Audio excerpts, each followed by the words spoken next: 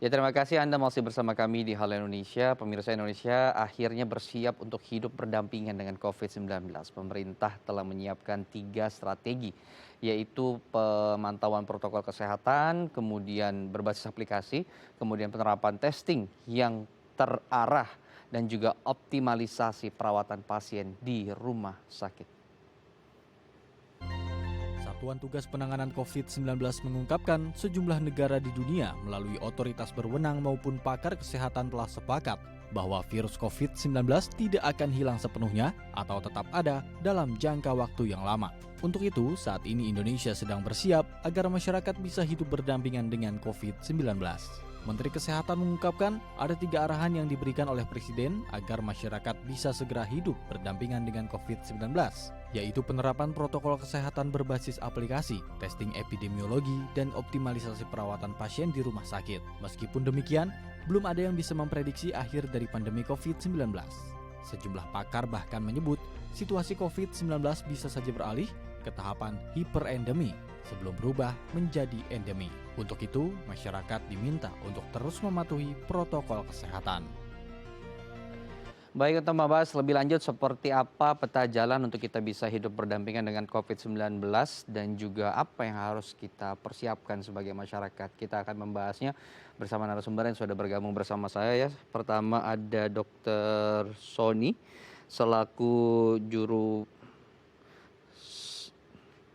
Kabid Perubahan Perilaku Satgas Penanganan COVID-19 BNPB. Kemudian ada Dr. Hermawan Saputra selaku Dewan Pakar Ikatan Ahli Kesehatan Masyarakat. Saya akan sapa.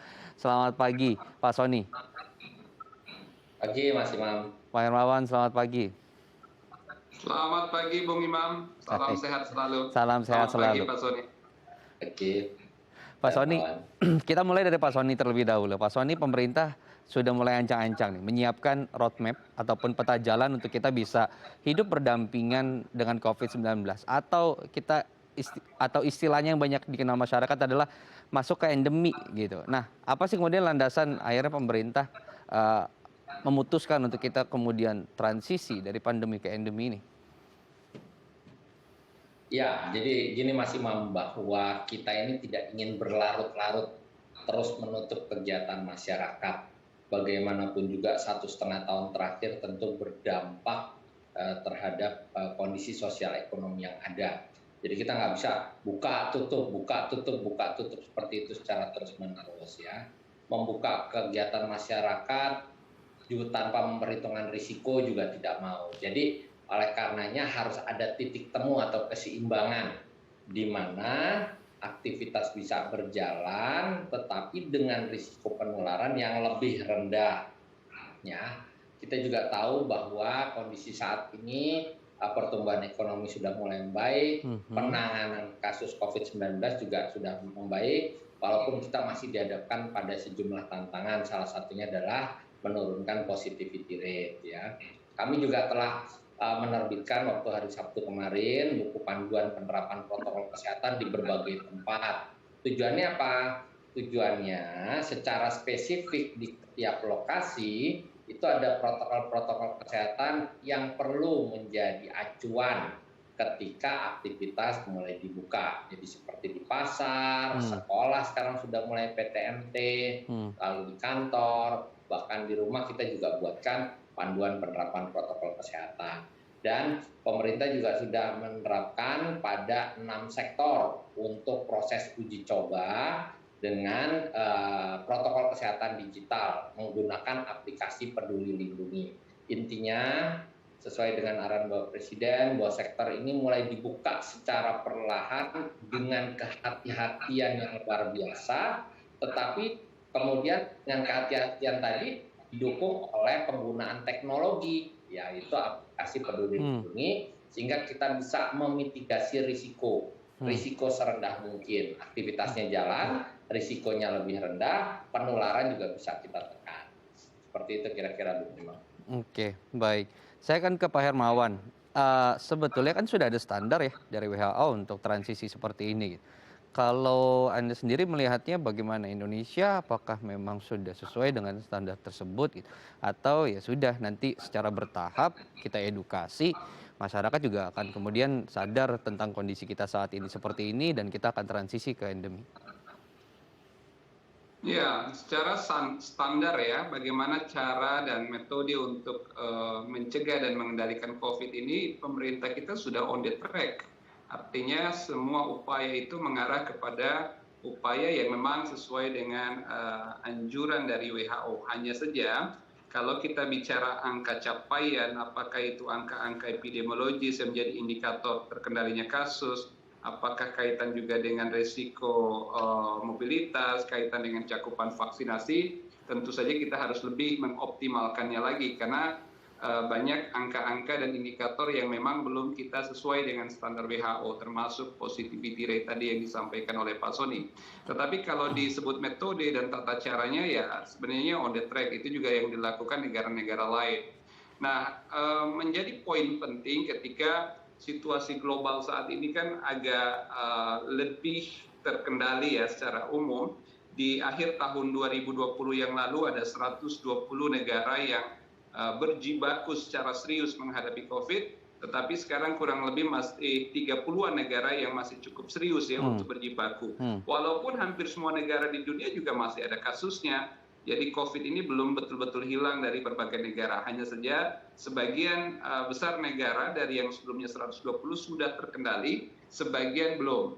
Nah, termasuk yang masih berjibaku ini adalah negara kita. Tentu negara kita punya banyak faktor kaitan dengan penduduk yang cukup padat, ada 270 juta lebih, dengan model geografi kita kepulauan, sehingga itu juga menjadi tantangan tersendiri, adanya kebijakan dan sistem kita yang terdesentralisasi, maka untuk menstandarkan perilaku, upaya pemerintah dan pemerintah daerah memang butuh effort lebih. Tetapi saya yakin pemerintah juga bekerja keras untuk itu, tinggal bagaimana kita sebagai warga bangsa dan juga stakeholders, teman-teman media, untuk terus mengkampanyekan ini agar menjadi sebuah langkah bersama.